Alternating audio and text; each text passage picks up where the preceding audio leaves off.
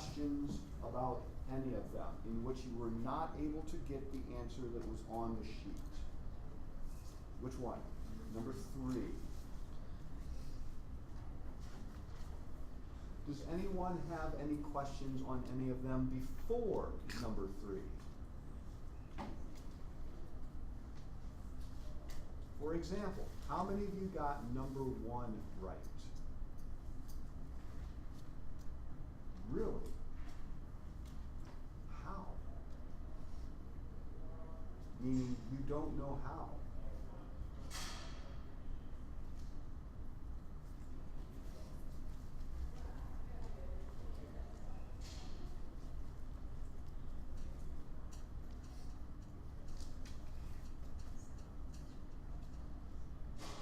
Oh, I didn't do that.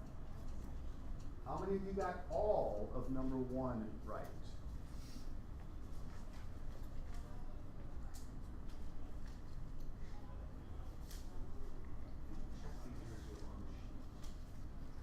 Yes, and that's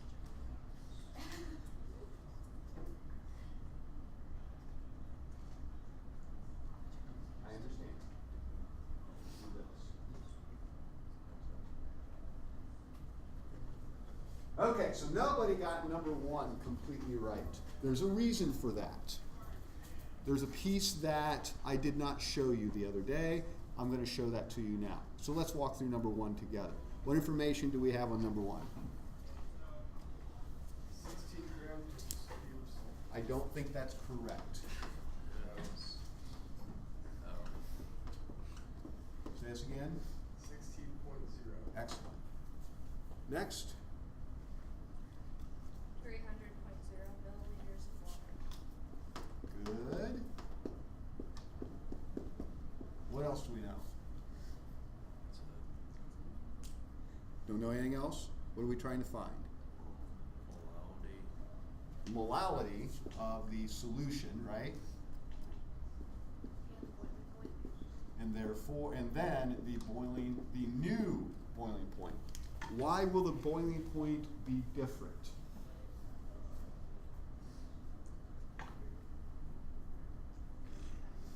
Because we're dissolving something in the water. Okay, and anytime you dissolve something in water, you raise the boiling point and lower the freezing point, right? What we're going to try and do is find out what the new boiling point is going to be. Just for fun, what is the normal boiling point for water? 100 degrees Celsius. So this new boiling point is going to be above 100. We just don't know how far, right? Now, is there any equation that relates all these together?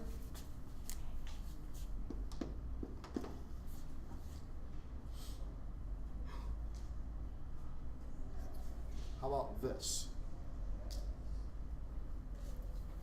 Molality equals moles of solute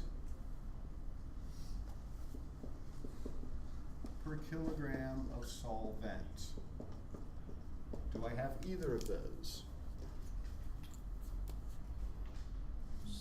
I have the sol what? I do not know the moles of solute.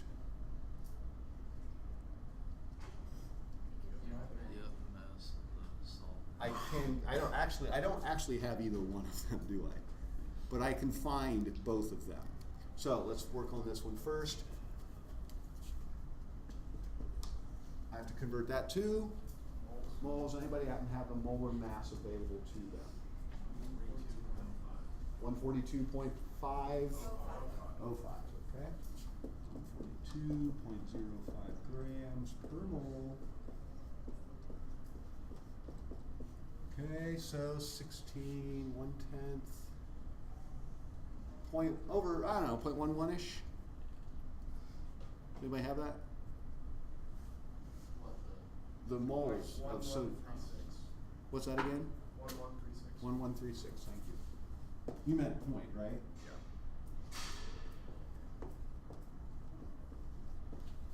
All right. So I can throw that in over here.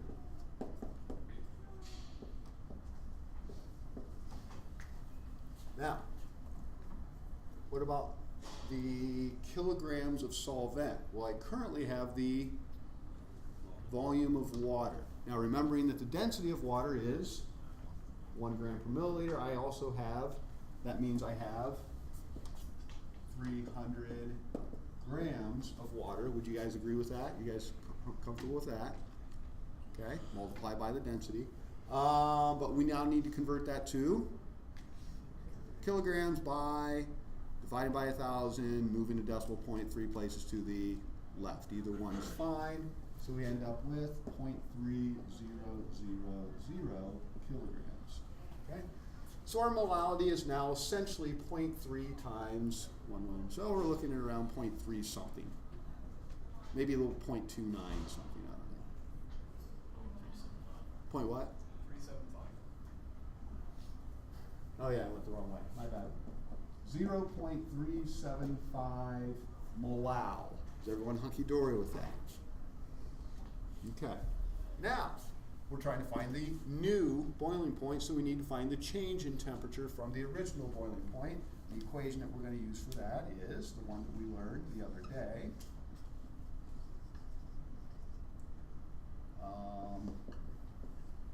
Times the molality. Now, here's the new thing. Does anyone remember the definition for colligative property? If you need to flip back and look at that real quick, that would be lovely. If you need to, you can do that. What is the definition of a colligative property? Properties that are influenced by the amount of solute in a solution. By the amount of the solute, not the identity of it. Pretty clear, right? But here's the little piece that I didn't tell you about yet, okay? Because you had enough on your brain at the time. I knew this question was coming up.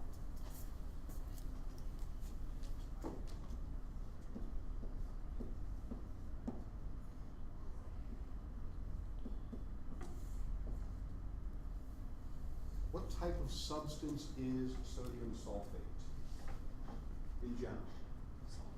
It's a what? Salt? Look what I just put there. What type of substance in general is sodium sulfate? Say what?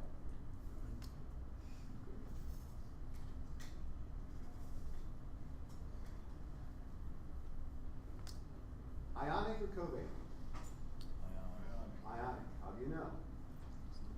There's a metal in it. What do we call ionic compounds when we put them in water? Strong electrolytes. A strong electrolyte, because what do they do? They completely dissociate. Completely dissociate. We've written 2 dissociation equations so far. What is sodium sulfate going to dissociate into? Anyone can throw this out there. Say this again. 2 NaH2O. I don't know what that means. I'll go with the 2 NAs though. I don't know what you meant by H2O. What's left? The how many sulfates? Be careful with your answer here before you say anything, Sean.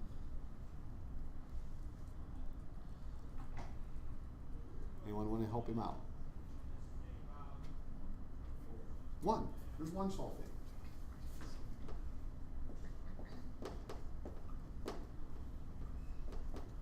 Okay. Now, think this through. For every 1 mole of this, how many moles of sodium do I get? 2. For every 1 mole of this, how many moles of sulfate do I get? 1. 2 plus 1 is 3. How many particles are being dissolved in the water? 3. You guys following? We went over this before when we did sodium chloride. Remember, there was 2 particles, and I think it was calcium chloride was the other example I gave you guys, in which we got 3 particles. Following? Okay, so when you take a strong electrolyte, which Sean had identified earlier, it's going to dissociate into at least 2 particles, and depending on the formula, maybe more than 2 formulas or particles. In this case, it was 3. That's the piece I did not show you in this equation. there's a factor. I'm going to tell you what the name of the factor is, but you do not have to know it this year. It's called the Van 't Hoff factor. But what it refers to is the number of particles that get dissolved if it's a strong electrolyte. Following? Okay? So even though it appears that we only dumped one particle in here, we actually get 3 particles out of that. So we have to multiply this change in temperature by 3. Okay? So this refers to the number of particles in solution. Now, how do you know when you need to do that? Well, when it's a strong electrolyte. How do you know when it's not? When you don't have to do that. We'll look at question number, I believe, 4. What word in question number 4 is going to help us out with this? A non-electrolyte. Now, the example I gave you guys in your notes was sucrose. Remember we wrote the formula out for sucrose, C12H22O11, right? And then we put an arrow, and how many particles did I put on the other side?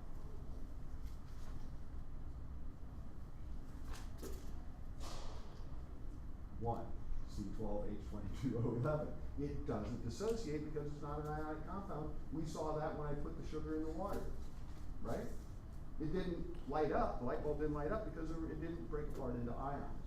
So if it's a non-electrolyte, obviously the value of I is going to be 1, or we can just ignore that. See where I'm going with that? If it is an electrolyte, we do have to multiply by the number of particles that end up dissociating. Okay, so this is why I was saying to 1 or 2 of you guys over there, if we go ahead and plug and chug, what is the boiling point constant for water?